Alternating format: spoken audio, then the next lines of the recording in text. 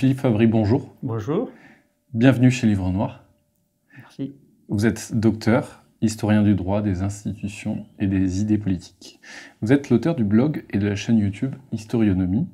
Vous êtes aussi l'auteur de Rome, du libéralisme au socialisme en 2014 chez Jean-Cyril Godefroy, Une histoire du siècle à venir en 2015, L'Atlas des guerres à venir en 2017, La structure de l'histoire en 2018, L'islamo-gauchisme, populisme et nouveau clivage gauche-droite chez VA Édition en 2021 avec Léo Portal.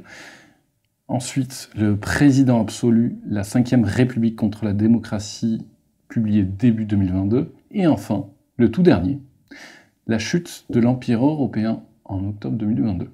Donc, selon la tradition de l'émission, nous allons commencer par une citation, cette fois de Graham Allison, le politologue de Harvard. Je cite: « Ce fut l'ascension d'Athènes et la peur que celle-ci instilla à Sparte qui rendirent la guerre inévitable. » C'est le piège fameux de Thucydide. Croyez-vous à cette loi de l'histoire ? Alors, oui et non. C'est-à-dire que, oui, dans le sens où alors, c'est Thucydide qui a cette position-là. Hein. C'est lui-même qui dit que d'après lui, donc, Sparte a agi parce qu'Athènes était en train de monter et qu'il fallait rabaisser Athènes, alors que c'était Sparte la puissance dominante de l'époque. Dans l'idée du piège de Thucydide, il y a l'idée qui est généralement mentionnée qu'en fait, il y aurait donc une peur de la puissance qui est en place d'être remplacée par la puissance qui monte. Je pense que c'est toujours le cas, de la même manière qu'il y a une volonté de la puissance qui monte de remplacer la puissance en place. Le problème que j'ai avec l'idée du piège de Thucydide, c'est que, d'après moi, c'est une vision qui est souvent un petit peu incomplète, parce que si on regarde les cas les plus marquants de piège de Thucydide, à l'époque moderne en tout cas, par exemple, un de ces cas, c'est la Première Guerre mondiale, dans laquelle finalement la grande rivalité c'était entre l'Empire allemand qui cherchait à devenir la principale puissance européenne et l'Empire britannique qui était la puissance installée depuis un moment. En réalité, on s'aperçoit si on regarde cet exemple-là que normalement il suffirait à la puissance candidate, on va dire, de laisser s'écouler le temps, puisque le temps lui bénéficie, et d'attendre que l'autre puissance décline. Et si on voyait les choses de cette manière, il faudrait considérer que c'est l'Angleterre, quelque part, qui a cherché la Grande Guerre pour abaisser la puissance allemande. Or, c'est pas ce que constatent les historiens, qui depuis longtemps considèrent que la responsabilité était très largement côté allemand. Et pourquoi elle était côté allemand ? Parce qu'en réalité, les Allemands ont estimé à ce moment-là que ils avaient une ouverture, en fait, pour affronter à la fois l'Angleterre et l'Empire russe. Pourquoi ? Parce qu'en réalité, c'est là que je retombe sur le piège de Thucydide qu'il faut à mon avis compléter, c'est qu'en réalité, le piège de Thucydide mène effectivement à la guerre, quand non seulement il y a une rivalité entre deux puissances, mais qu'il y a un troisième larron qui vient pousser derrière le candidat et lui faire peur de rater la fenêtre en fait, et lui donne l'impression qu'il y a une fenêtre qui est présente. Et moi je vois ce cas actuellement pour la Chine par exemple, face aux États-Unis. Face aux États-Unis, qui a l'aine derrière, qui est un petit peu aujourd'hui économiquement la Chine des années 90, c'est-à-dire qu'elle est en plein décollage, et qui vient, semble-t-il, de ravir la place de pays le plus peuplé du monde à la Chine, et vers laquelle tout un tas d'industries qui étaient en Chine, je pense aux usines Foxconn notamment, se délocalisent en Inde. Donc, à mon avis, le piège de Thucydide, c'est une idée qui est intéressante, mais ça ne mène véritablement en conflit que quand il y a un troisième larron qui pousse la puissance candidate à tenter de jouer son coup dans la fenêtre dans laquelle elle se trouve. Donc vous l'aurez compris, durant cet entretien, nous allons échanger sur la guerre en Ukraine, les tensions américano-chinoises, l'avenir de l'Union européenne, mais aussi de la France. J'en profite pour remercier tous nos contributeurs et donc nos fidèles auditeurs. N'hésitez pas, comme à chaque fois, à commenter, partager, liker cette vidéo, c'est très important pour notre référencement. Les États-Unis sont-ils en train de tomber dans ce piège de Thucydide face aux Chinois, selon vous ? Alors, je pense que les États-Unis sont très clairement dans une phase d'inquiétude face à la montée de la puissance chinoise. Et le déclin de son leadership. Et le déclin du leadership. Il y a eu effectivement un sentiment de faiblesse. En plus, il y a eu des expériences qui ont été traumatisantes. Je pense qu'on peut considérer que l'Afghanistan et l'Irak ont été, grosso modo, aussi traumatisantes que le Vietnam pour les États-Unis puisque à chaque fois c'est pareil, c'est-à-dire qu'ils sortent d'une très grande victoire dans un conflit très important, c'était la Seconde Guerre mondiale, et ensuite ils ont été confrontés au Vietnam 30 ans plus tard. Il leur est arrivé la même chose donc en Irak-Afghanistan, alors qu'ils étaient auréolés du prestige de la victoire dans la guerre froide. Et sur ces entrefaites, il y a la montée de la Chine qui les inquiète énormément, mais les inquiète selon moi à la fois parce qu'elle risque de monter sur le plan économique, mais ça suffit pas. C'est véritablement que la Chine se pose en rival avec l'intention de bâtir un véritable système alternatif à celui des États-Unis. Et ça, c'est la raison principale de leur inquiétude. Je pense qu'ils ont compris ce problème véritablement à partir de Donald Trump en particulier, puisque d'ailleurs Donald Trump à l'époque a été critiqué en interne aux États-Unis pour cette espèce d'attitude agressive qu'il a commencé à prendre à l'égard de la Chine, mais on s'est aperçu avec l'élection de Joe Biden qu'en fait ça n'a pas changé, la stratégie de confrontation avec la Chine est restée la même, avec cette idée en fait qu'il fallait briser l'élan de la Chine avant qu'elle n'arrive à rejoindre ou dépasser les États-Unis. Alors, mais encore une fois, je pense pas que les Américains recherchent la guerre avec la Chine. Je pense qu'en revanche, une guerre pourrait effectivement éclater si la Chine est mise dans une situation qui lui donne l'impression qu'elle est en train de rater le coche de son grand succès historique de retour à la première tête des nations du monde, ce qu'elle a été pendant très longtemps. Et donc, pensez-vous que Taïwan sera le prochain lieu de la Troisième Guerre mondiale? Alors moi, je pense pas. Je pense pas parce que pour moi, la priorité... Les Chinois savent bien que si jamais ils essaient de prendre Taïwan, ça les amène immédiatement dans une confrontation militaire avec les Américains. Parce que les Américains eux-mêmes disent de plus en plus, il y a encore récemment un général qui a expliqué qu'ils s'attendaient à une guerre d'ici 2025 avec la Chine. Enfin, les États-Unis restent quand même assez ambigus sur leur Oui, soutien. c'est ambigu, mais on sent bien que... Parce que le problème des États-Unis, c'est toujours le même, c'est que leur puissance à l'échelle mondiale, elle repose en grande partie sur leur capacité à établir un système d'alliance. C'est-à-dire que les États-Unis ne dominent pas le monde seuls, ils le dominent grâce à un système qu'ils ont mis en place. C'est pas un hasard si l'ONU se réunit chez eux. Et ils ont un système d'alliance. Ils ont un système d'alliance en Europe. C'est ce système d'alliance, d'ailleurs, on y reviendra peut-être après, qui les a contraints à intervenir au soutien de l'Ukraine.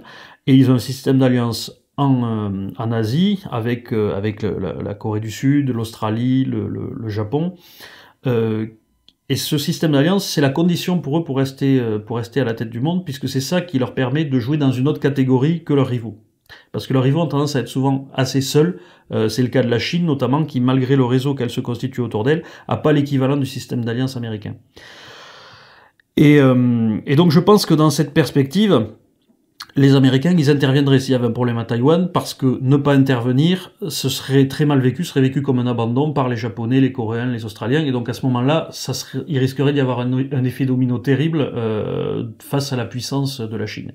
Mais je pense que le problème chinois, il intervient, d'abord, le risque de guerre, il est principalement dans l'Himalaya, à la frontière sino-indienne, ce que je répète depuis quelques années et qui se vérifie de plus en plus, puisque on a vu une succession des accrochages avoir lieu à la frontière sino-indienne, et que le problème du Cachemire, qui n'est toujours pas réglé entre l'Inde et le Pakistan, est particulièrement problématique, puisque désormais, le corridor sino-pakistanais, qui doit permettre à la Chine d'avoir un accès direct au pétrole, notamment iranien, qui est vu comme vital parce que en fait c'est ce qui doit servir d'assurance vie à la Chine pour le cas où justement le jour où elle entrera en confrontation avec les États-Unis.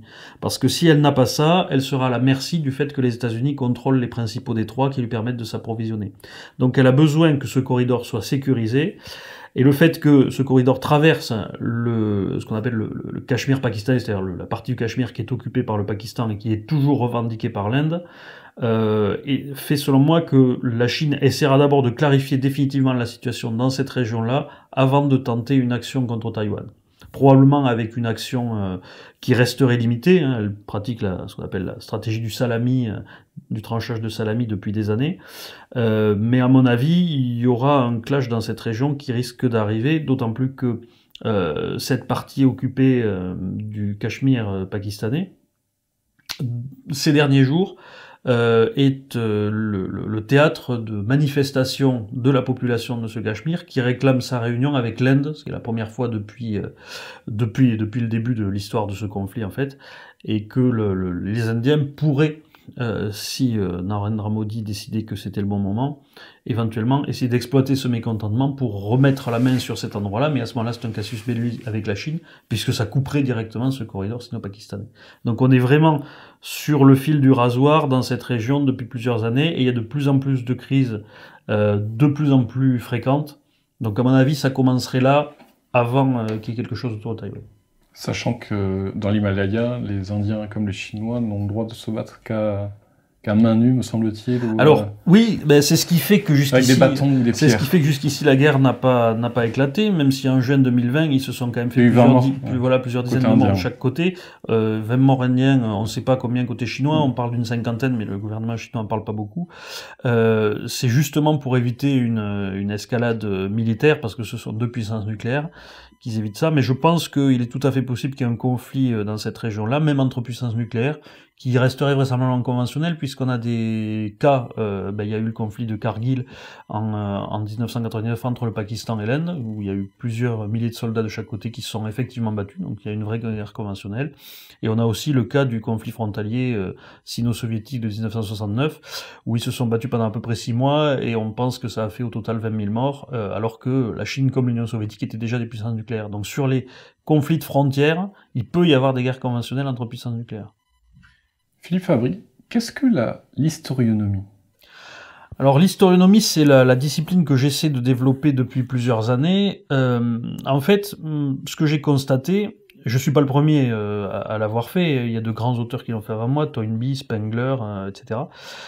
C'est tout simplement que il y a des récurrences dans l'histoire, ce que j'appelle des schémas historiques en fait, où on voit entre divers États ou à l'intérieur de certains États les mêmes processus se dérouler selon des séquences très établies, avec une durée globale qui est la même et un rythme qui est le même.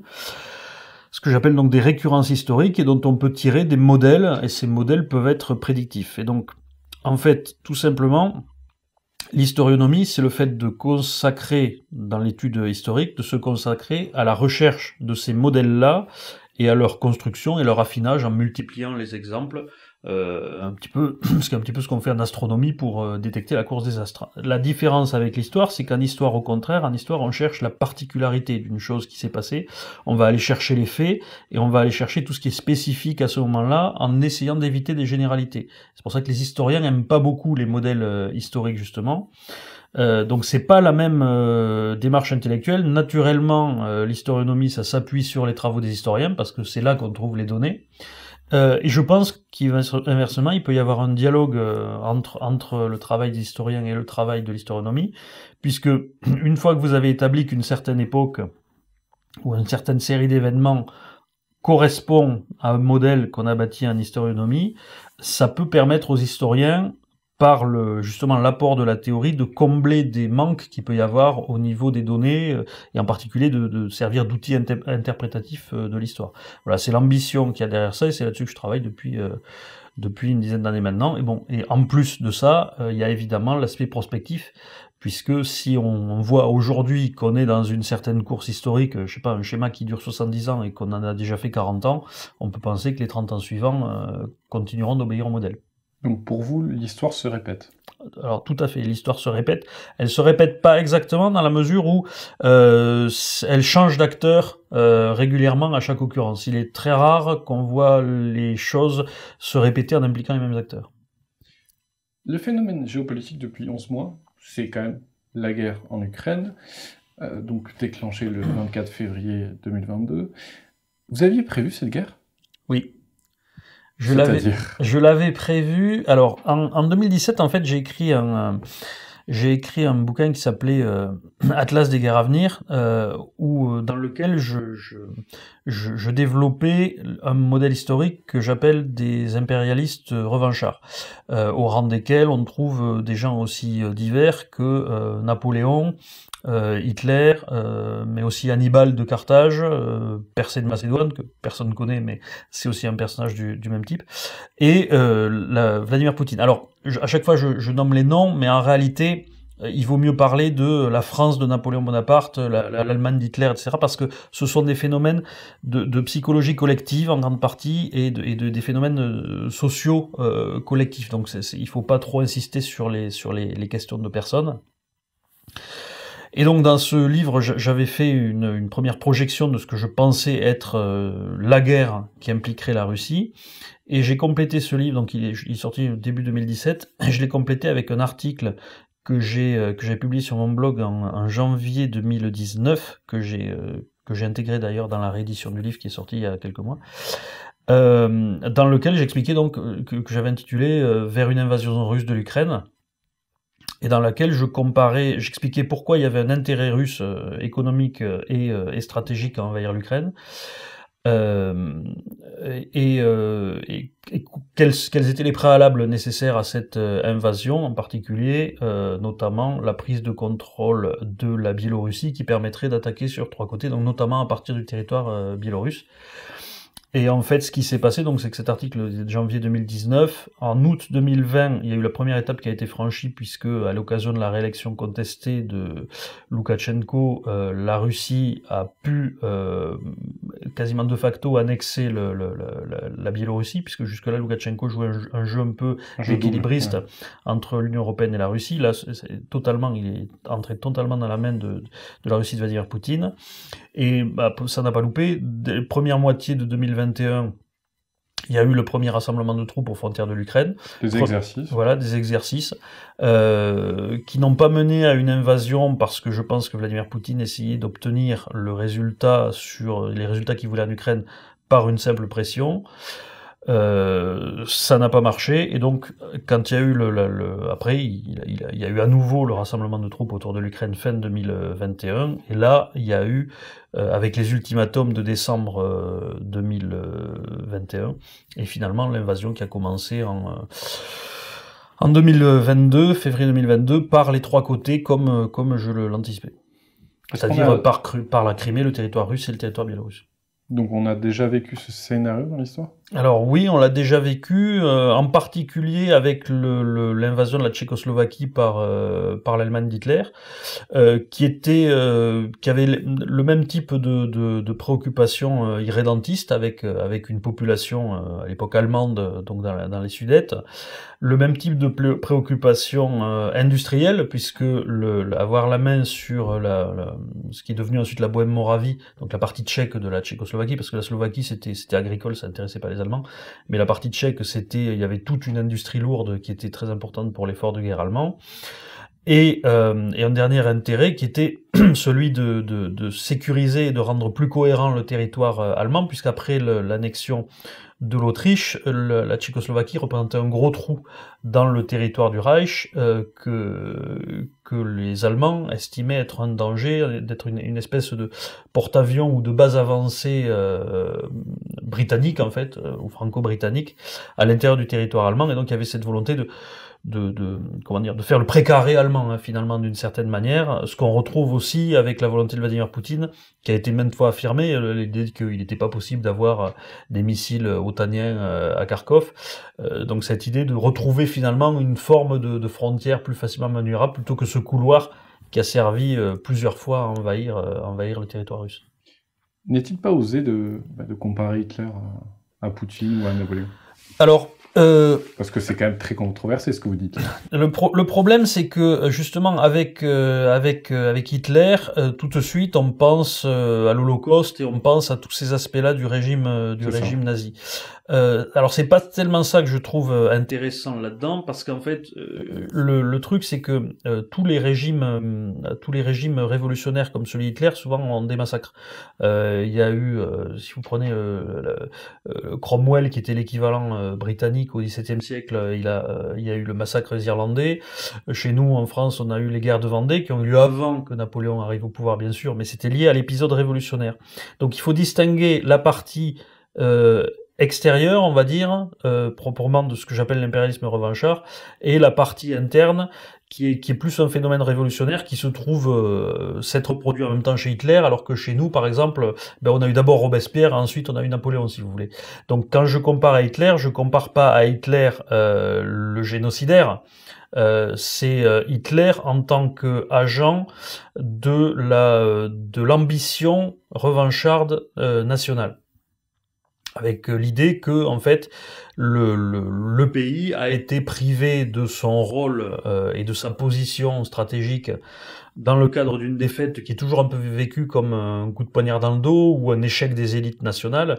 Pour la France, ça a été le cas dans la guerre de 7 ans. C'est la guerre de 7 ans qui a traumatisé l'esprit français et qui a amené ensuite Napoléon. Ça paraît un petit peu plus lointain parce que la guerre de 7 ans, elle se termine en 1763, donc bien avant la Révolution.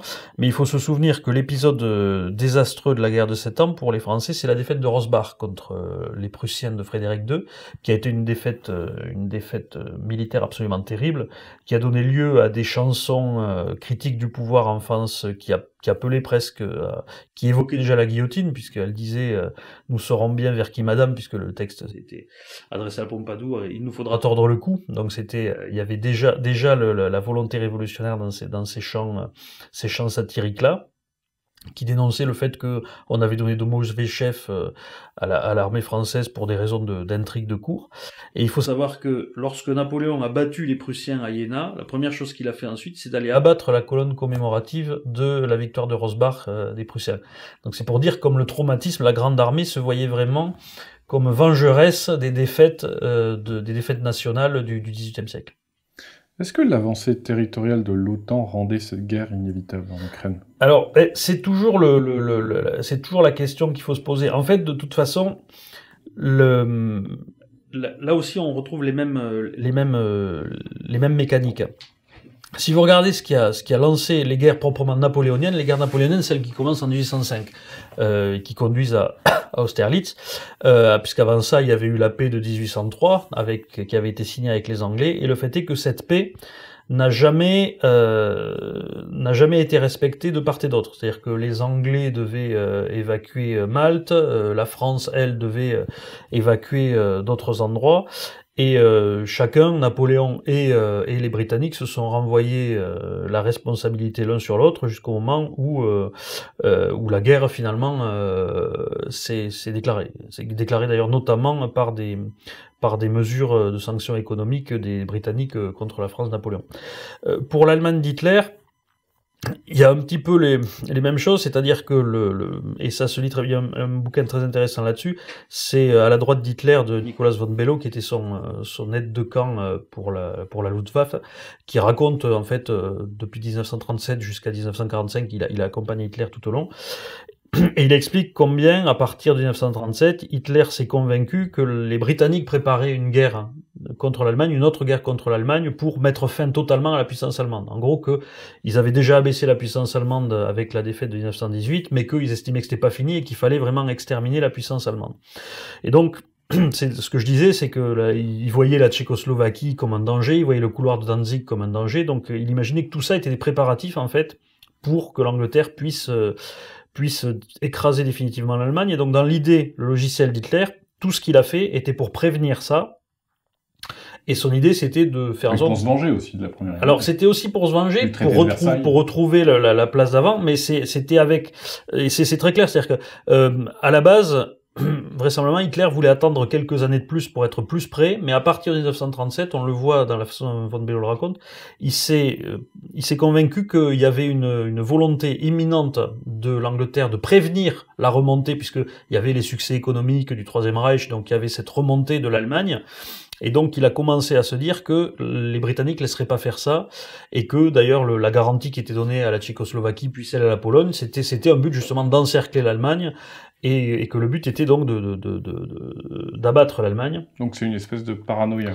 Alors c'est une forme de paranoïa. En même temps, il y a du vrai dans la mesure où, et c'est toujours le problème des sociétés médiatiques, Hitler avait tendance à accorder énormément de crédit. Parce qu'il y avait il suivait à travers la presse britannique notamment, il suivait les discours qu'il y avait à la chambre à la Chambre des communes. Il savait qu'il y avait des politiciens britanniques qui disaient qu'il fallait dès maintenant prendre des sanctions contre l'Allemagne pour l'empêcher de réémerger, etc.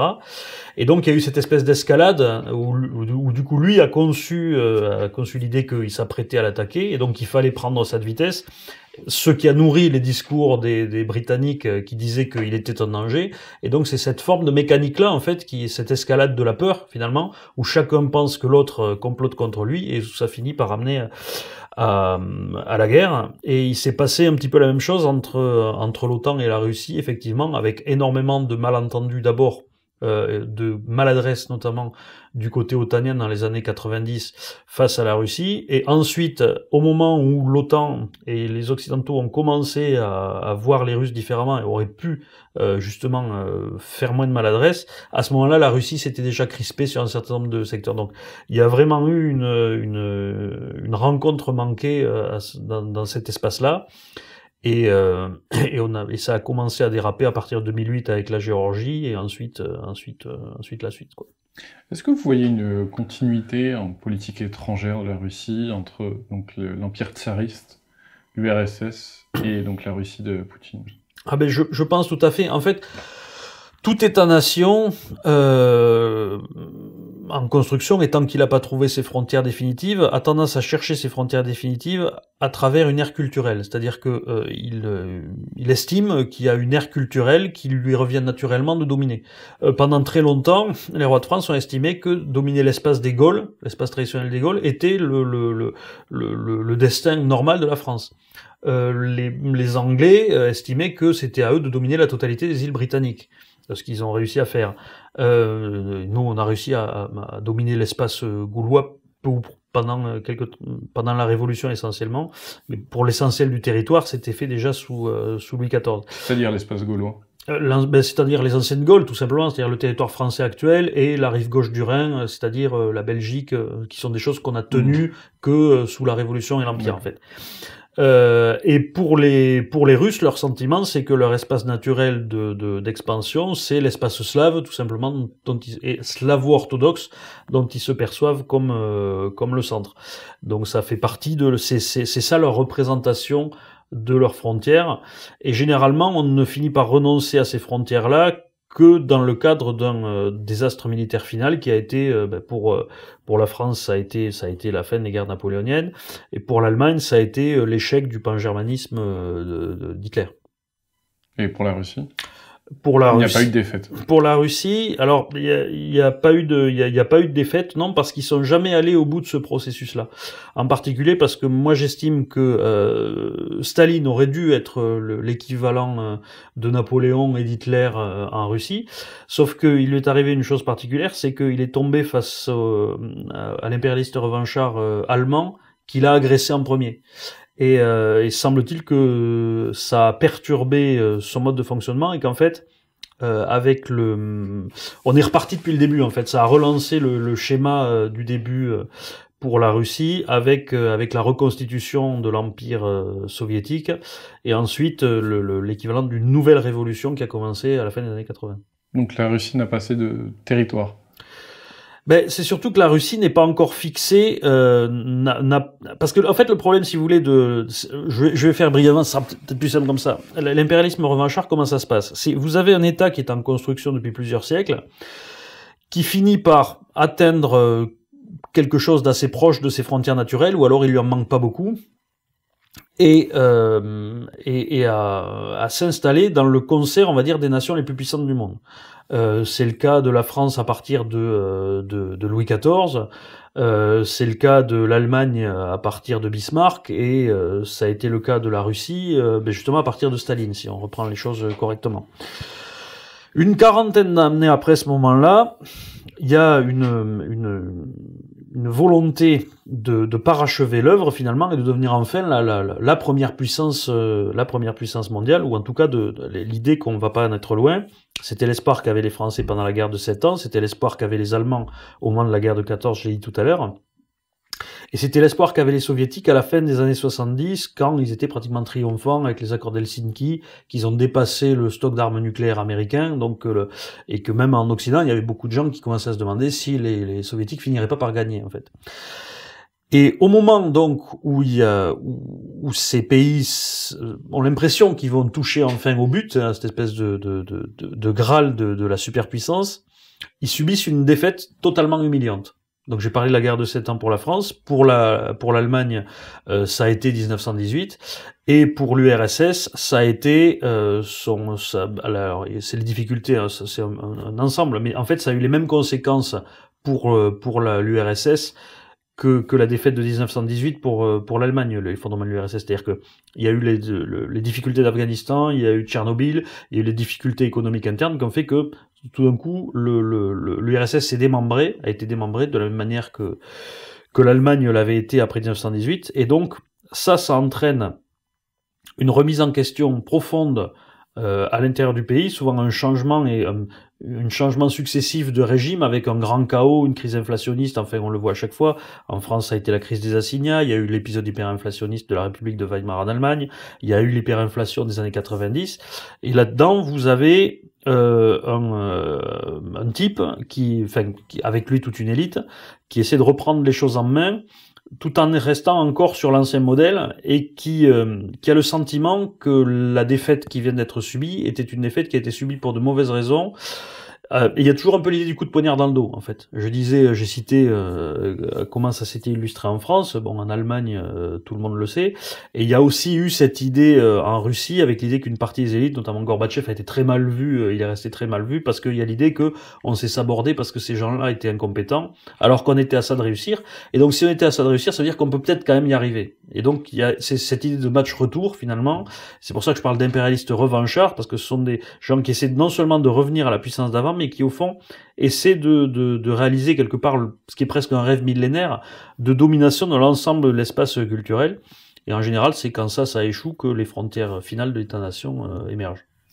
Est-ce que cette guerre entre la Russie et l'Ukraine est en train de se transformer entre une guerre entre donc l'Occident et la Russie?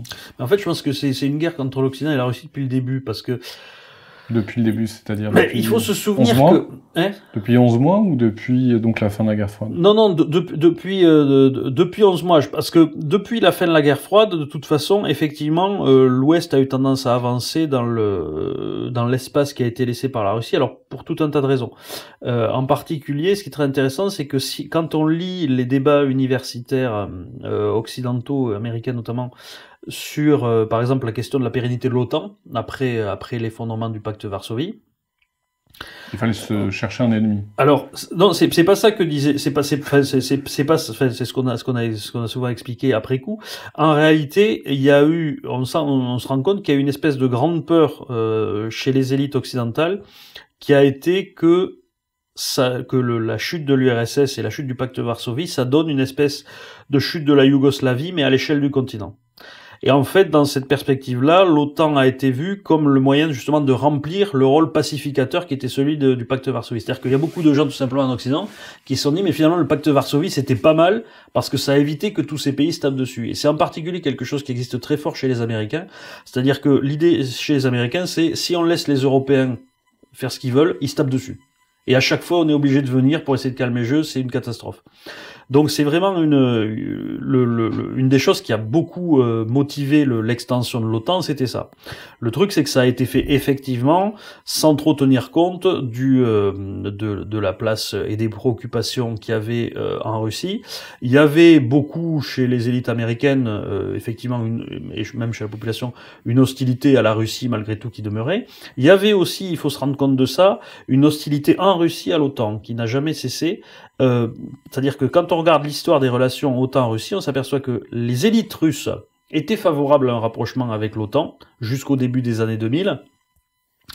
Alors que dans la population russe, ça a toujours été très mal vu. La population russe s'est toujours beaucoup méfiée, probablement les restes du fait que la population russe a été travaillée par la propagande soviétique pendant des décennies avec l'idée de l'ennemi capitaliste qui en gros voulait dévorer. Et je pense que c'est pas un hasard si les élites russes, forcément, les élites croient toujours moins à leur propagande que ce qu'elles espèrent que le peuple croira. Et donc les élites russes sont assez facilement défaits des idées propagandistes, mais dans le peuple c'est resté très vivace.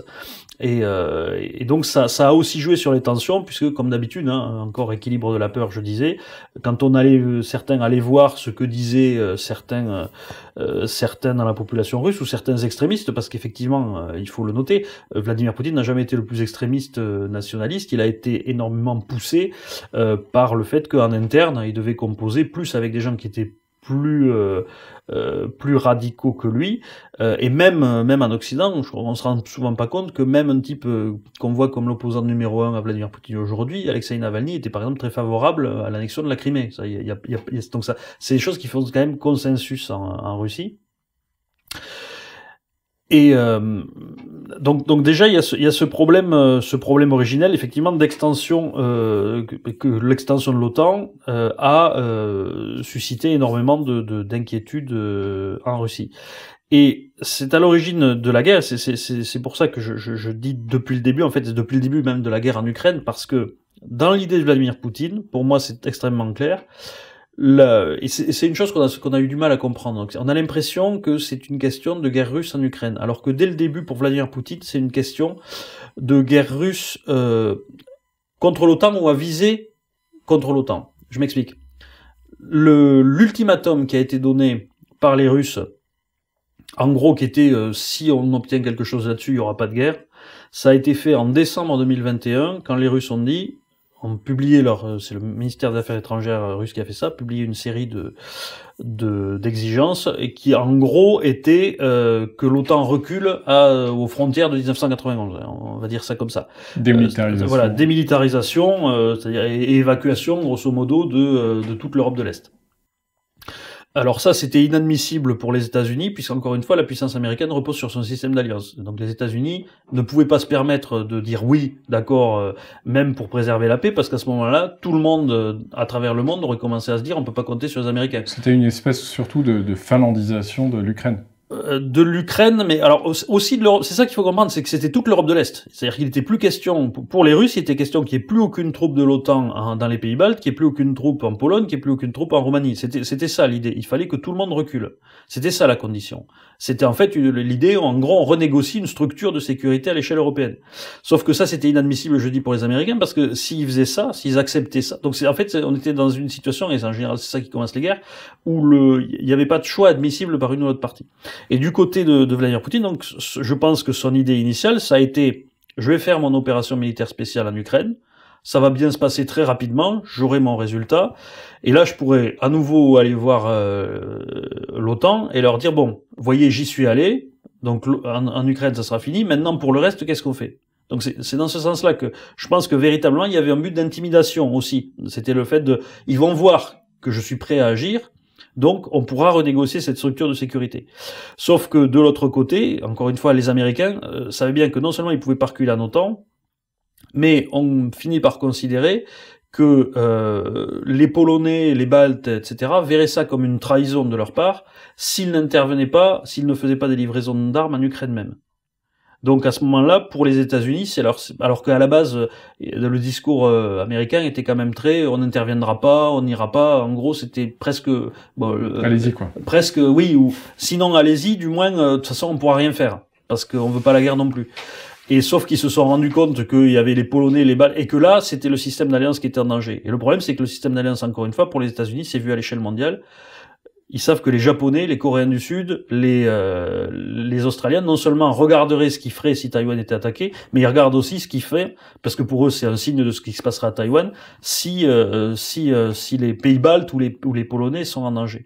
Et donc on est arrivé à ce moment où finalement c'était pratiquement inévitable que les deux visions en fait de ce que devait être l'ordre européen entrent en contact. Et donc c'est pour ça que pour moi, dès le début, c'est pas une guerre directe entre l'OTAN et la Russie, mais la guerre en Ukraine est dans le cadre d'une confrontation OTAN-Russie avec des buts stratégiques qui concernent de toute façon le rôle et la place de l'OTAN en Europe de l'Est. C'est une guerre par proxy. Alors c'est une guerre par proxy, d'une certaine manière, oui, et dans les deux sens.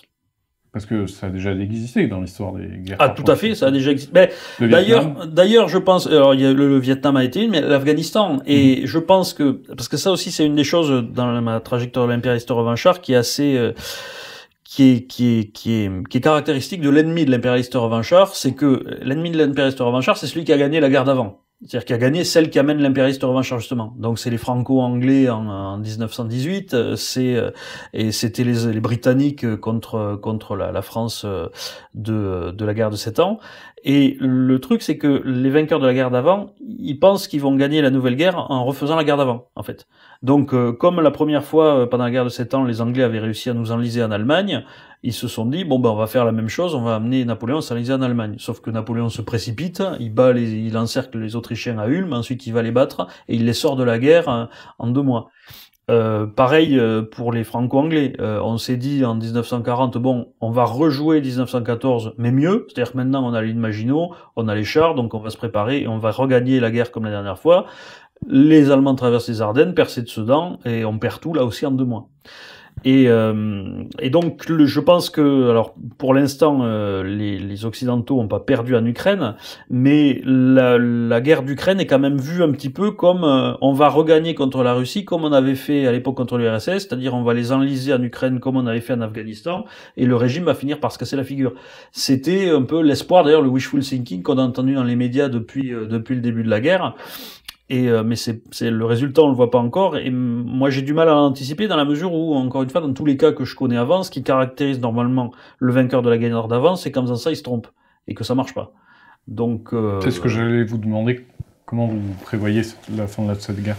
Ben, moi, ce que je vois, alors je suis pas un technicien militaire et j'ai pu faire des erreurs là-dessus puisque moi je voyais l'armée ukrainienne battue beaucoup plus vite au début, donc comme tout le je monde. veux pas trop, voilà, comme tout le monde, c'est vrai.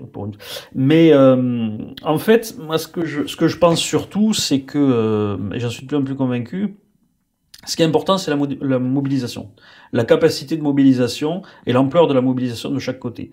Et généralement, ce qui fait l'avantage de l'impérialiste revanchard, c'est que il escalade plus vite que l'adversaire. C'est-à-dire, il monte plus vite au degré suivant. En général, à la fin, il perd parce que sa capacité d'escalade est simplement en valeur absolue inférieure à celle de l'adversaire, parce qu'il a moins de profondeur stratégique, moins de profondeur démographique, etc. Mais en attendant, il remporte des succès en étant capable d'escalader plus vite. Et le truc, c'est que je pense que on est devenu assez prisonnier de notre propre vision, notre propre récit de la guerre en Occident. Je m'explique. Notre participation dans le conflit, c'est les équipements.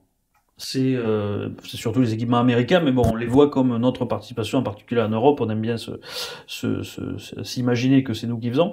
Donc c'est l'idée que finalement les Ukrainiens, ils ont remporté les succès qu'ils ont remportés jusqu'à maintenant, grâce aux HIMARS, grâce à tous les équipements que les Occidentaux ont fournis. Et ça, je pense que c'est une erreur. Et que du coup, aujourd'hui, on pense que du coup, si on fournit encore plus de matériel, les Ukrainiens auront encore plus de succès. Alors que moi, ce qui me semble, c'est que ce qui a fait les succès des Ukrainiens, c'est les Ukrainiens, principalement. C'est-à-dire, c'est la mobilisation. Ils ont mobilisé. Il y a eu un laps de temps où ils se sont retrouvés dans un rapport de 3 ou 4 contre 1 contre les Russes, et c'est à ce moment-là qu'ils ont énormément avancé, notamment autour de Kharkov, et ensuite qu'ils ont réussi à reprendre, qu'ils ont réussi à pousser les Russes à évacuer Kherson. Maintenant que les Russes mobilisent à leur tour, l'avantage numérique, semble-t-il, est en train de repasser du côté des Russes, et je pense que c'est pas un hasard si c'est à ce moment-là qu'on recommence à voir un petit peu les Russes avancer. Depuis quelques semaines maintenant. Alors, je veux pas dire de bêtises parce que j'ai été moi-même surpris par l'avancée ukrainienne de septembre, donc peut-être qu'il y a des choses que je vois pas venir, tout à fait. Mais c'est vrai que j'ai plutôt tendance à penser que la capacité russe de mobilisation fait que, vu que c'est ça qui est important et pas tellement le matériel c'est accessoire, ça vient en plus, mais que ce qui est important c'est la capacité de mobilisation, je pense que les Russes sont capables et risquent de réavancer contre les Ukrainiens parce que c'est pas un petit peu de matériel qui peut changer la donne. Et il me semble d'ailleurs que c'est ce que disent notamment les Polonais. J'ai entendu le Premier ministre polonais l'autre jour à qui le journaliste français Darius Rochebin posait la question de savoir est-ce que vous pensez que les tanks qui vont être fournis vont permettre aux Ukrainiens de reprendre le territoire qui est encore tenu par les Russes. Et le Premier ministre polonais a répondu moi je pense que déjà j'espère que ça va leur permettre de résister à la prochaine offensive russe. Donc du côté polonais, qui est sans doute ceux qui ont la vision la plus proche en tout cas du terrain au niveau du conflit, c'est ça l'idée qu'il y a, et donc ça me semble aller plutôt dans le sens du fait que la mobilisation russe, je pense, a été une étape très importante dont on risque de voir encore les résultats dans les semaines qui viennent. Comment voyez-vous l'avenir de la Russie à long terme et justement l'avenir de cet impérialisme revanchard? Alors l'impérialisme revanchard, à la fin, il perd. Normalement, c'est ça qui le caractérise. Ce qui ne signifie pas du tout la fin du pays qui est concerné, au contraire, et qui ne signifie pas du tout non plus d'ailleurs qu'il soit plongé dans la misère. Parce que si vous regardez l'Allemagne, Hitler a eu beau perdre, l'Allemagne est aujourd'hui... Le Japon aussi. Le Japon aussi. Leur prospérité économique a été extraordinaire dans les années qui ont suivi. Ils ont été plus peuplés que jamais. Pour ce qui est, alors c'est encore plus vrai pour l'Allemagne que pour le Japon, l'Allemagne est devenue le centre de l'Union européenne et a récupéré peut-être en valeur absolue, c'est peut-être l'apogée de la puissance allemande dans son histoire actuellement, qu'on voit si on regarde sur tous les plans, notamment le plan économique, etc. Donc ça signifie pas du tout la fin du peuple qu'on considère. Je pense que la Russie à long terme, déjà qu'en sortant du conflit, alors je le lui souhaite autant que je pense que c'est ce qui lui arrivera, qu'elle aura un sort à l'allemande. C'est-à-dire que elle aura une économie, elle deviendra peut-être le centre économique de l'Europe d'après, avec un grand poids dans l'architecture européenne du monde d'après. Mais par contre, militairement, je pense que le conflit sera perdu par la Russie. Et qui sera perdu par la Russie et par les Chinois en même temps. Parce que ça, c'est aussi une chose qui est importante. On s'est beaucoup raconté d'histoires là-dessus, depuis le début. Enfin, dans les médias, se sont beaucoup raconté d'histoires en se disant « Ah, la Chine est en train de lâcher la Russie. Voilà, elle a pris ses distances par rapport à l'Ukraine. » Moi, depuis le début là-dessus, j'ai dit non, la Chine ne lâchera jamais la Russie de Vladimir Poutine, parce que si c'est le cas, la Chine resterait pratiquement seule, sans alliés de taille.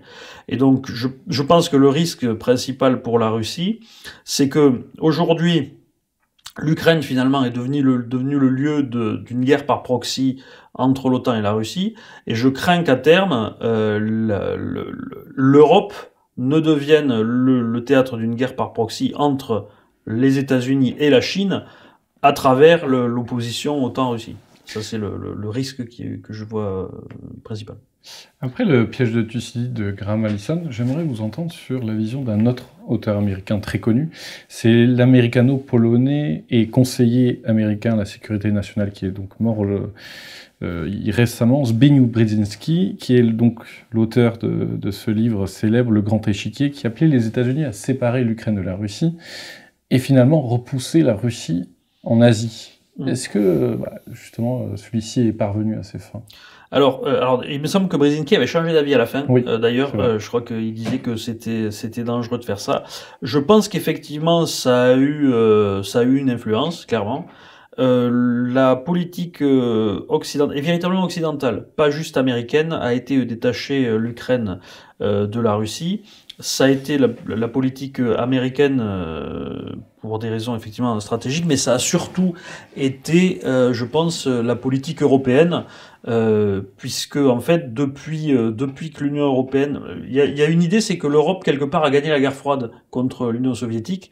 Et d'ailleurs, si vous regardez ce qui s'est passé à la fin de la chute de l'URSS, ça ressemble vraiment à un résultat de guerre gagnée. C'est-à-dire que quelque part, l'Union européenne a annexé toute l'Europe de l'Est, a pris tous ces territoires. Alors ça n'a pas été des annexions, on les a pas occupés. Ça a été candidature, etc. Mais si vous regardez la carte, en fait, c'est le même genre d'événement.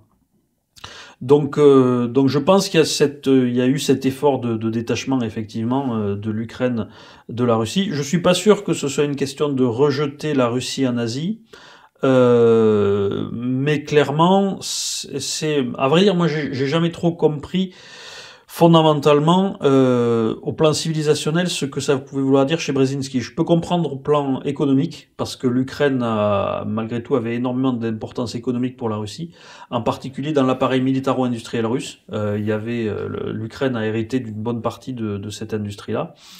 Mais j'ai toujours été un peu dubitatif sur le fait que ça soit le cœur d'une stratégie contre la Russie. C'était surtout que c'était le dernier État qui restait très attaché à la Russie. J'ai jamais trop compris pourquoi il n'était pas question de Biélorussie aussi à ce propos. Je pense que c'est vraiment parce que c'est l'aspect économique de l'Ukraine qui comptait pour Brzezinski, sachant que pendant longtemps ça a été le Donbass qui était le cœur économique de l'URSS. l'URSS. Ça a quand même beaucoup changé avec l'invasion allemande, puisque c'est à ce moment-là qu'il y a tout un tas d'usines qui ont été transvasées, notamment dans l'Oural, où il y a toujours d'ailleurs les usines Ural-Vagonzavod qui produisent les chars russes. Est-ce que la Russie peut être démembrée? Je pense que c'est un risque effectivement si elle perd la guerre militairement, parce que c'est généralement ce qui arrive, c'est-à-dire que si on regarde si on regarde les autres exemples, en particulier les exemples modernes les plus récents, notamment la France napoléonienne et l'Allemagne hitlérienne, on voit que la chute, la défaite militaire finale consiste en une perte d'une bonne partie du territoire qui était tenu. On a perdu tout ce qui était la rive gauche du Rhin, qu'on avait gagné certes de manière récente, mais on l'a perdu. Et pour l'Allemagne, c'est encore plus important, puisqu'elle a été découpée pendant longtemps. Et surtout qu'elle n'a jamais retrouvé les frontières qui étaient celles du temps de Bismarck. Tout l'espace polonais a été perdu, et en plus il y a eu des déportations de population très importantes. Donc je pense que c'est un risque très important, effectivement. Et vu les discours qu'on a beaucoup sur le fait que la Russie n'a jamais décolonisé tout ça, il y a vraiment l'idée que quelque part il faudrait que la Russie décolonise. Donc si la Russie est vaincue militairement, il se passerait probablement quelque chose comme ça, d'autant plus que il y a quand même une bonne partie des ressources du sous-sol russe qui sont dans les territoires à l'est, qui sont ethniquement pas les plus européens, et donc il y aurait aussi un intérêt géostratégique à les enlever à la domination de Moscou. Au cours des siècles, la France s'est souvent appuyée sur la Russie comme puissance d'équilibre. Le général de Gaulle, François Mitterrand, Jacques Chirac ont tour à tour été des partisans d'un rapprochement avec Moscou. Même Emmanuel Macron a voulu y croire en invitant Poutine à Versailles et au fort de Brégançon. Pourquoi ? Est-ce que la guerre en Ukraine vient bouleverser cette théorie très française ? Alors, j'ai toujours un problème avec cette vision-là. On a vu la Russie comme puissance d'équilibre souvent par rapport notamment à l'Allemagne, parce qu'il y a l'idée que c'était l'alliance de revers. Le problème, moi, que ça me pose historiquement, c'est que en fait, il y a deux choses qui me posent beaucoup de problème. C'est d'une part, toutes nos alliances avec la Russie sont mal passées, elles se sont mal terminées. Et d'autre part, chaque fois que la France a vécu les pires désastres de son histoire, c'était quand l'Allemagne et la Russie étaient alliées. Donc, pendant la guerre de 7 ans, j'en parlais, la Russie était notre alliée, et elle nous a laissé tomber dans la guerre en 1762, parce qu'il y a eu un changement de tsar. Le tsar précédent était mort, le tsar suivant était très germanophile, et donc il s'est allié avec les Prussiens contre nous, et donc on a perdu la guerre. Ça a été le cas aussi en 1914, on est entré en guerre.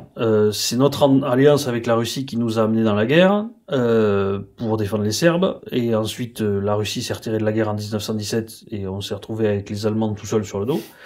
En 1940, on a été attaqué pendant que les Allemands nous envahissaient, l'URSS de Staline fournissait en blé et en pétrole l'Allemagne d'Hitler. Donc il y a un historique. Il y a un historique, voilà. Disons que ça c'est pas terrible. Et puis en plus, pendant les deux grands désastres de notre histoire moderne, c'est 1870 et 1940, et à chaque fois il y avait une alliance ou en tout cas un rapprochement germano-russe, ce qui était le cas encore ces dernières années d'ailleurs. Il faut pas oublier que c'est grâce à son rapprochement avec la Russie que l'Allemagne a réussi à marginaliser la France en Europe finalement, hein, grâce à la construction autour du gaz, tout ça. Donc donc la France a une relation très particulière avec la Russie malgré tout, c'est que on a une relation culturelle très forte. Il y a une très grande admiration culturelle des deux côtés. Il y a beaucoup de romantisme des deux côtés. On se souvient que Macron, au fort de Brégançon, citait avec déclamé Dostoïevski. Voilà. Donc c'est l'idée des nations très littéraires, très romantiques, etc. Et donc ça existe effectivement, mais ça fait penser un petit peu justement, oui, il y a des relations passionnées qui marchent pas forcément dans la durée, dans la construction. Et c'est un peu l'expérience qu'on a avec la Russie. Ce qui n'empêche pas qu'il faut avoir d'avoir des bonnes relations avec la Russie, c'est important. Je pense que le problème des relations telles qu'elles s'étaient tissées dernièrement, c'est que nous, on était un petit peu promenés dans le sens où il y avait une relation d'affection avec nous, mais la vraie relation stratégique, elle était avec l'Allemagne et plutôt à nos dépens qu'autre chose, en France. Un empire chute lorsqu'il y a une crise de légitimité. Pourquoi? Alors, il chute quand en fait, l'idée qu'il y a quand je dis ça, c'est que la construction d'un État-nation se termine par ce que j'appelle le mouvement de révolution nationale. Le mouvement de révolution nationale, c'est en fait le moment où va émerger le régime final qui sera la forme démocratique parlementaire, qui est la forme politique de l'État-nation. Tant qu'un État-nation n'est pas véritablement devenu un État-nation, il est un empire. Et en fait, tout État-nation commence par être un empire. C'est-à-dire, c'est un pouvoir qui va s'établir sur une certaine zone géographique, souvent ethno-géographique, parce qu'il y a un principe ethnique dedans. Enfin, l'État-nation français ne s'est pas construit en empire. Si, la monarchie française était un empire. D'ailleurs, ça c'est comme ça. De quand date l'État-nation français? L'État-nation, en fait, on commence à crier vive la nation en 1789, à partir de la Révolution française. Avant ça, les rois de France disent nos peuples. Si vous regardez la carte des traites fiscales d'Ancien Régime, la région d'où je viens, moi, était province réputée étrangère. C'était le cas aussi de la Bretagne. L'Alsace, c'était carrément province à l'instar de l'étranger effectif. Donc il y avait véritablement cette idée-là. Et puis, il faut pas oublier que l'empire français véritablement s'est constitué par la domination de la puissance monarchique qui était basée sur le bassin parisien, qui a en fait conquis les autres espaces. En particulier, le sud toulousain, par exemple, a été conquis à l'occasion de la croisade contre les Albigeois au XIIIe siècle. Donc quand je parle d'empire, ça veut dire que c'est un État et surtout une partie du territoire qui va se mettre à dominer le reste par droit de conquête ou par affirmation juridique dans le cadre par exemple la théorie de la mouvance des fiefs de la Messugé, qui est que en fait tout remonte au roi de France, etc. Mais c'est impérial dans le sens où il n'y a pas de frontières prédéterminées. C'est-à-dire que on estime que les frontières, on peut toujours les faire reculer. Et c'est ce qui explique que si vous regardez pendant la Révolution française et la guerre de la Révolution et de l'Empire, on a annexé et créé comme département français tout un tas de territoires qui étaient en Europe du Nord, en Italie. Il n'y avait pas de véritable conception encore d'identité nationale. L'identité nationale, quelque part, elle est trempée comme un outil de forge dans ce que j'appelle justement cette défaite de l'impérialiste revanchard qui met fin à cette conception et qui transforme la carte elle-même, si vous voulez, en représentation collective qui est admise par la population. Tant que c'est pas le cas, on estime que la frontière va un peu plus loin, ce qui d'ailleurs on retrouve un petit peu dans l'affirmation de Vladimir Poutine, selon qui avait dit à l'époque les limites de la Russie ne s'arrêtent nulle part. C'est-à-dire cette idée-là. Et donc effectivement, la France a commencé à être un empire aussi. En fait, elle a cessé d'être un empire au moment où elle est devenue une nation. Et j'ai coutume de dire que une nation, c'est un empire qui a vieilli, qui a suffisamment vieilli dans des frontières suffisamment stables pour que culturellement elle se soit homogénéisée à l'intérieur de ce territoire et que naisse une véritable identité nationale qui fasse que un Catalan du Roussillon en France s'estime malgré tout plus français que espagnol, alors que dans son héritage culturel, ça pourrait être le contraire. Et donc pour vous, l'État-nation français est mort ? Ah, pas du tout. L'État-nation français est pas mort. Simplement, il est en train de s'intégrer à une forme étatique supérieure qui est en construction à l'échelle européenne. Mais ça n'empêche pas qu'une identité demeure à l'échelle nationale française, de la même manière que vous avez aujourd'hui, par exemple, en Allemagne, toujours une identité bavaroise qui est très forte, même si c'est uniquement un land aujourd'hui à l'intérieur de la structure constitutionnelle allemande. Alors pourquoi pensez-vous que, alors si j'ai bien compris donc l'ensemble de votre œuvre, que la France est au bord de la Révolution?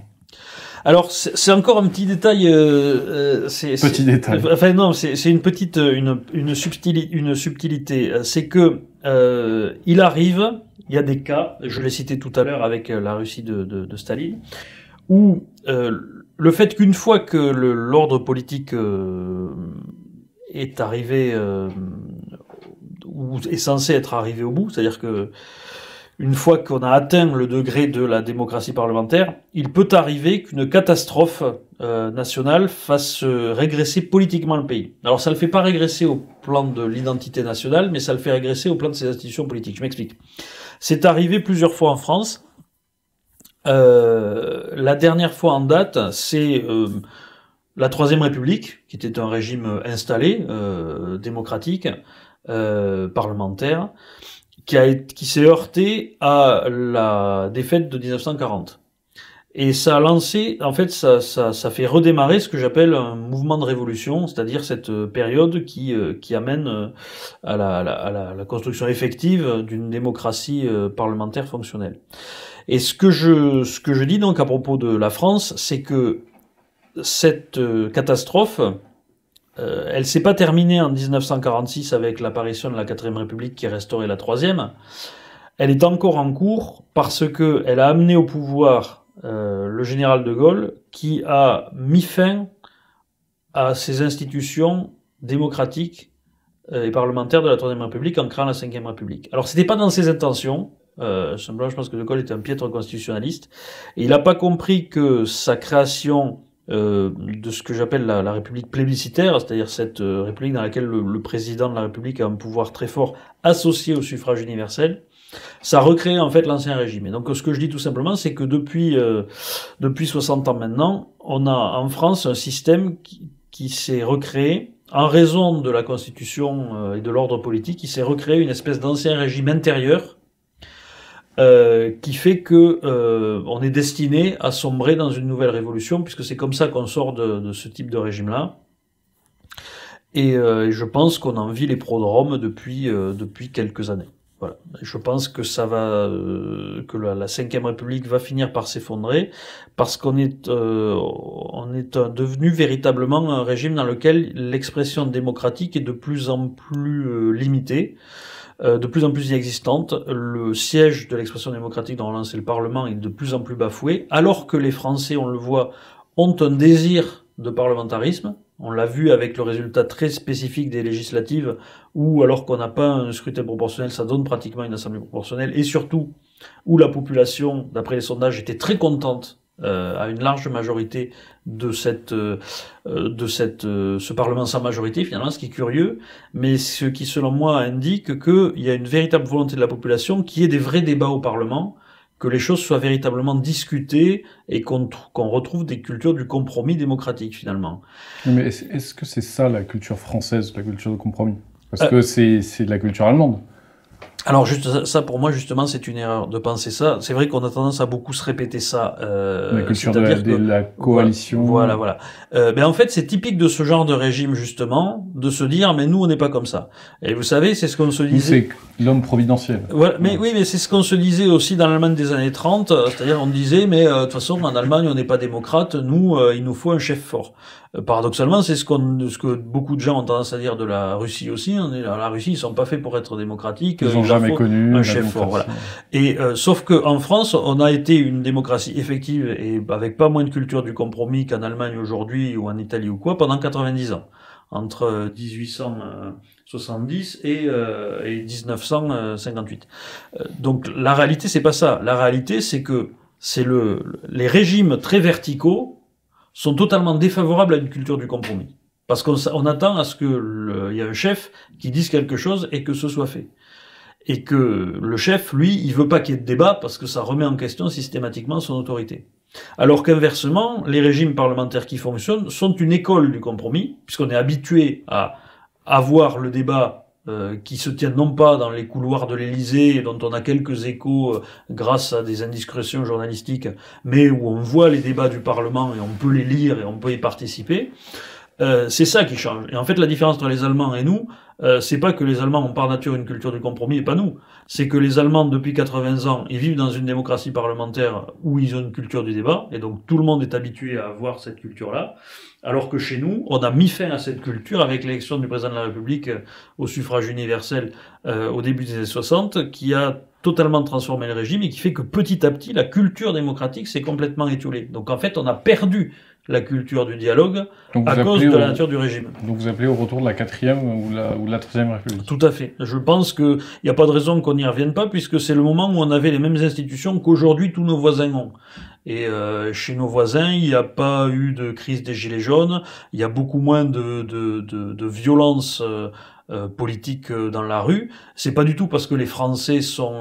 parce que souvent on dit ça, on dit c'est parce que les Français ils sont gueulards et ils ont besoin d'aller dans la rue. C'est pas vrai. Les jacqueries, c'est une opposition de régime autoritaire. Et donc quand on a une constitution de régime autoritaire, on a une opposition de régime autoritaire, et donc on a des manifestations de masse dans la rue, comme dans au fond les gilets jaunes, ça a été ça a été chez nous ce qu'ont été les différents mouvements de foule des printemps arabes, que ce soit en Tunisie, sur la place Tahrir en Égypte, etc. Parce que quand on a un régime qui est structurellement pareil, ce qui est le cas, on a un régime, la Ve République est structurellement comme le régime égyptien, de Moubarak, on a les mêmes types d'opposition. Donc pour vous, la France, le régime français est autoritaire? Pour moi, le régime français est clairement autoritaire. Ouais. Clairement.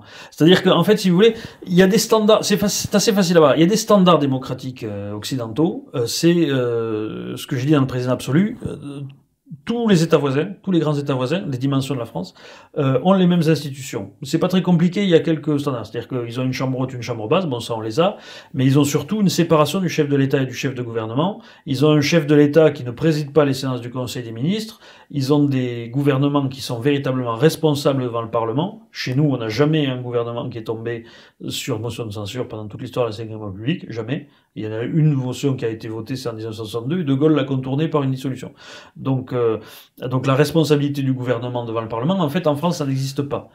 Et donc, si on n'est pas un régime démocratique, on est un régime autoritaire. Et il suffit de regarder une carte des régimes démocratiques pour voir que les régimes dits semi-présidentiels sont tous des régimes qui sont considérés aujourd'hui comme non démocratiques. Que ce soit l'Algérie, la Syrie, l'Égypte et même la Russie. Est-ce que les Gilets jaunes demandaient plus de parlementarisme? Alors, les Gilets jaunes, ils demandaient plus de démocratie. Ça, c'est la première chose.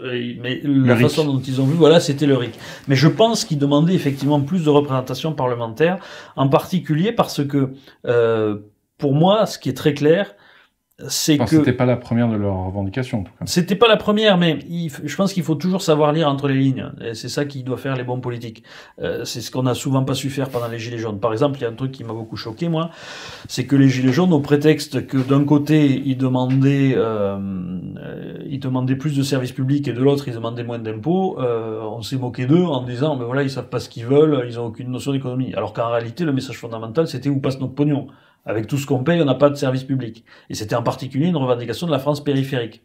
Or, la France périphérique, elle constate de plus en plus qu'elle est de moins en moins représentée et qu'elle perd son droit à la parole. Et ça a été en particulier, ça a été essayé par Emmanuel Macron, qui a tenté d'abaisser très profondément le pouvoir du Sénat lors de sa modification constitutionnelle qui a avorté de 2018. Et alors, je vais pas dire que les Gilets jaunes sont les théoriciens de la Constitution et qu'ils avaient compris ce mouvement-là. Mais moi, je crois qu'il y a une intelligence intuitive du peuple politique et que, de la même manière, encore une fois, qu'on a élu, alors que c'est impossible à l'échelle individuelle de d'élire un parlement comme celui qu'on a élu aux législatives dernières. Tout le monde a été content de la structure de ce Parlement, mais personne ne pouvait voter pour que le Parlement ressemble à ça. Parce que quand vous votez pour un candidat, vous votez pas pour une composition. Donc je pense qu'il y a véritablement un phénomène d'intelligence collective qu'on néglige de plus en plus, pire que nos élites, dans lequel nos élites ne croient plus, alors qu'avant elles y croyaient. C'est ça qui a fait qu'on a adopté la démocratie. Et donc je pense que les gens sentent qu'ils sont dépossédés de leur représentation, et en particulier la France périphérique. Parce que la France périphérique est représentée principalement par le Sénat, et elle sent qu'il y a une volonté de marginalisation de cet organe-là, et pense que le Sénat lui-même s'en est rendu compte parce que, mine de rien, c'est l'institution qui a été la plus bienveillante avec les Gilets jaunes dans le cadre de la crise. Notamment parce que, comme ils représentent plus la France périphérique, ils savaient que c'était en grande partie leurs électeurs. Vous écrivez aussi que, enfin, vous dites que le président de la République est un monarque absolu, mais a-t-il réellement le pouvoir? Est-ce que ce qu'il demande ou ce qu'il exige est réellement réalisé? Est-ce que le pouvoir est à Paris? Alors, pas toujours nécessairement. Il y a une formule qui me plaisait beaucoup de Jean-François Revel, qui avait écrit aussi un livre très critique de la Ve République en 1992 ou 93, qui s'intitulait L'absolutisme inefficace. Donc, il disait justement que, paradoxalement, cette concentration du pouvoir politique entre les mains du président de la République a mené à une inaction totale et au fait que c'était souvent tout un tas d'autres intérêts, d'intérêts de caste notamment, de hauts fonctionnaires, ou d'intérêts de capitalisme, de connivence entre certains secteurs économiques et le pouvoir politique, avec notamment comme courroie de transmission la caste des énarques, qui avaient le véritable pouvoir d'une certaine manière. Donc je pense qu'il y a effectivement un problème de ce niveau. Mais à la limite, c'est pas le problème, si vous voulez, parce que en grande partie, on se fait une fausse idée souvent quand on parle du pouvoir, justement, même la monarchie absolue. La monarchie absolue, c'était pas le roi qui avait tout pouvoir. L'idée, c'était surtout qu'on avait un système d'appareil administratif et étatique qui est en fait sans contrôle, sur lequel le peuple n'a pas de contrôle. C'est ça le principal problème. C'est pas la concentration, c'est pas une tyrannie, si vous voulez. C'est pour ça que je parle de régime autoritaire. Parce que quand on parle de dictature, on imagine un type ou un tyran qui dit vous faites ceci, vous faites cela et tout le monde obéit. C'est plus compliqué que ça. En réalité, c'est plutôt une question d'un appareil qui parasite la totalité de la population d'une certaine manière et qui lui dit comment bouger.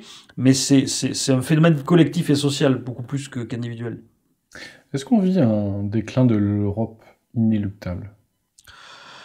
Alors, déclin inéluctable, il faut savoir de quoi on parle. Je suis pas sûr forcément. Moi, je pense qu'on a une trajectoire à la grecque, au sens de la civilisation grecque. La civilisation grecque a connu plusieurs apogées. Les deux plus grands, il y a eu d'abord la Grèce des cités, qui était à l'époque d'Athènes, de Sparte, et qui correspond un petit peu à ce que nous, on a connu au 19e, 20e siècle. Mais ensuite, il y a eu d'autres apogées, en particulier avec la civilisation byzantine, qui était en fait une civilisation, qui était un gros royaume grec. Donc, parler de déclin inexorable, je suis pas sûr que ce soit très pertinent, mais on est dans une phase de creux, assez clairement, je pense, entre deux périodes importantes. Et où on est en raison d'une incapacité justement à évoluer comme il aurait fallu, c'est-à-dire en passant, je pense, au degré supérieur. On est entré depuis la fin de la Seconde Guerre mondiale, on est un petit peu la proie d'influences contradictoires, de puissances qui sont justement dans la catégorie supérieure à celle de nos États-nations, qui sont les grands États-nations d'aujourd'hui, qui sont à des dimensions pratiquement à l'échelle de ce qu'est l'Europe en entier, c'est-à-dire des millions de kilomètres carrés et des centaines de millions d'habitants. Est-ce que selon vous, la montée du populisme peut aider, peut solutionner ce que vous dites, donc ce mal français de légitimité, cette crise de légitimité? Alors, je pense que oui, déjà parce que je pense que la montée du populisme, c'est une réaction à la montée de l'élitisme, ce que j'appelle la montée de l'élitisme. En fait, c'est deux tendances qui existent toujours. Le populisme, ça existe dans toute société politique. Il y a toujours une petite partie des gens qui pensent que ils doivent être les petits contre les gros, que les dirigeants sont trop intellectuels, incompétents, etc., et que le bon sens populaire est plus important. Ça, on va dire, c'est le fond intellectuel qu'il y a dans les présupposés du populisme. Et ensuite, il y a la partie élitiste qui pense, elle, toujours que le peuple ne comprend rien aux affaires de l'État et qu'il faudrait toujours s'entendre entre gens de bonne compagnie. Et d'habitude, ce sont des tendances qui sont évitées par l'existence du clivage politique. Parce qu'un clivage politique fort fait que, à gauche comme à droite, il y aura du peuple et il y aura des élites. Et le peuple trouvera toujours des élites pour le représenter dans les sphères de pouvoir. Et ce qui se passe chez nous depuis plusieurs décennies, c'est que on est entré dans ce que j'appelle une phase unanimiste, c'est-à-dire, en gros, le grand clivage du XXe siècle, c'était société capitaliste ou société communiste, et où on a trouvé une espèce de compromis général dans la forme de l'État-providence qui a été adopté pratiquement partout en Europe, mais même aux États-Unis où ça a beaucoup progressé. Et le fait est que du coup, les élites se sentent désormais plus proches les unes des autres socialement et sont plus liées par leurs rapports sociaux qu'elles ne sont séparées par leur conception différente de la société. Et donc ça a fait émerger un système dans lequel il n'y a plus d'alternance politique, en fait. Puisque quand il y a une alternance politique entre gauche et droite, c'est au sein de la même classe sociale qui continue à diriger, et qui continue à diriger en vertu de ses principes de classe sociale et pas en vertu d'une idéologie. Donc c'est une lutte des classes, quoi. D'une certaine façon, parce que de l'autre côté, ça veut dire que le peuple n'a plus de représentation parmi les élites, ou est obligé d'essayer de se trouver des élites alternatives. Et d'ailleurs, on le voit énormément depuis des années, avec l'apparition de médias alternatifs, hein, on y est ici, notamment, parce que le ronronnement de la caste médiatique avec la caste politique est dans cette forme d'élitisme. Et donc la montée du populisme, c'est la réaction à ça. C'est-à-dire c'est le peuple qui se met à dire, il faut qu'on parle de notre propre voix parce qu'on n'est plus écouté. Et je pense que si souvent, et notamment les universitaires, etc., ont beaucoup de mal à comprendre ça, c'est que ils voient le populisme d'un œil extérieur et ils ne remettent pas en question leur propre position. Alors que même, comme ils font généralement partie, au sens large, des élites, ils comprennent pas que souvent ils s'insèrent dans cette question de l'élitisme et qu'en soi, c'est un marqueur d'élitisme que de regarder le populisme avec un œil bizarre en voyant ça comme une anormalité. Alors que pour moi, si on prend de la hauteur, l'anormalité, elle est des deux côtés, c'est-à-dire que on a une espèce d'anti-clivage entre élitisme et populisme qui est un moment particulier de l'histoire, mais c'est pas la première fois. On a eu la même chose, par exemple, à la fin du 19e siècle en France avec la crise du général Boulanger. C'est un petit peu la même chose où il y avait vous aviez les élites qui s'étaient mises d'accord sur le régime républicain et en face vous aviez le général Boulanger qui arrivait à réunir les suffrages des royalistes, des bonapartistes et des anarcho-socialistes, ce qui était quand même le grand écart, mais parce que tout simplement il était le candidat des mécontents en fait. Et donc, est-ce que Zemmour était le général Boulanger du XXIe siècle? Alors, je pense pas, parce qu'il aurait fallu qu'il réussisse aussi à réunir les votes de la NUPES derrière lui, pour que ce soit quelque chose comme ça. Compliqué. Donc c'est, pour lui, c'est un petit peu compliqué. Mais par contre, des fois, vous avez des votes où quand il n'y a pas de figure politique, qui montre cette conjonction-là, et en France, on l'a vu dès 2005 avec le résultat sur le référendum sur la Constitution européenne, où vous aviez tous les centristes qui étaient d'accord pour dire il faut l'Europe, et des deux côtés de l'échiquier, droite et gauche plus dure, c'était non, et en se mettant ensemble, ils ont réussi à être majoritaires brièvement. Nous avons interviewé il y a quelques mois Renaud Camus, celui qui a participé à populariser le grand remplacement. Est-ce que vous croyez, vous, au grand remplacement ? Alors, je pense que si on regarde le phénomène migratoire qui a lieu depuis une cinquantaine d'années maintenant, c'est tout à fait inédit dans l'histoire de la France depuis l'invasion des Celtes au VIe siècle avant Jésus-Christ. Et je pense même que c'est dans des proportions supérieures. En réalité, le fonds de population a très peu changé depuis cette époque-là. L'émigration de la fin de l'Empire romain n'ont pas concerné des masses de population très importantes, et grosso modo, les démographes s'accordent à dire que la population, le fonds de population français est resté extrêmement stable entre le début du Moyen Âge, et le 19e siècle. C'est au 19e siècle qu'il commence à y avoir de l'immigration, avec l'immigration notamment espagnole, italienne, et beaucoup d'immigration provenant de Belgique. Qui était essentiellement une immigration de travail qui souvent repartait après. Donc l'immigration qu'on appelle de population, elle est, et en particulier en provenance du monde afro-maghrébin, c'est à partir de la fin du XXe siècle. Et ça n'existait pas avant. L'idée la France terre d'immigration de tout temps, c'est une idée qui est fausse, ce n'est pas vrai démographiquement. Que la France était une terre d'accueil, encore une fois, pour certaines populations voisines à partir du 19e siècle, c'est vrai, mais le reste n'est pas vrai.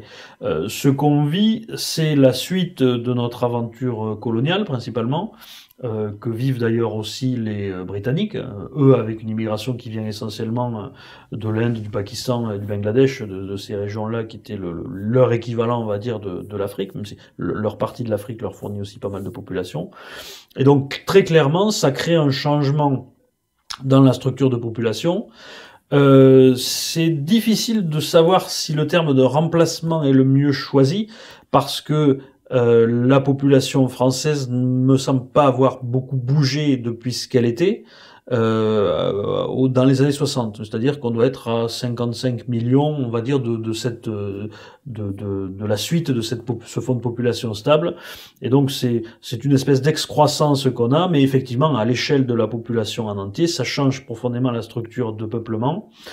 Ça change la structure culturelle et surtout ça pose un gros problème, puisque je disais tout à l'heure que ce qui fait l'apparition de l'État-nation, c'est l'homogénéisation culturelle justement. Et donc en remettant de l'hétérogénéité culturelle avec un apport d'immigration très important et venant d'une culture qui est très éloignée, on recrée des failles dans la société qu'on avait mis justement des siècles d'affrontements civils, de guerres civiles, de guerres de religion, etc. à combler. Et donc ça recrée de la violence sociale.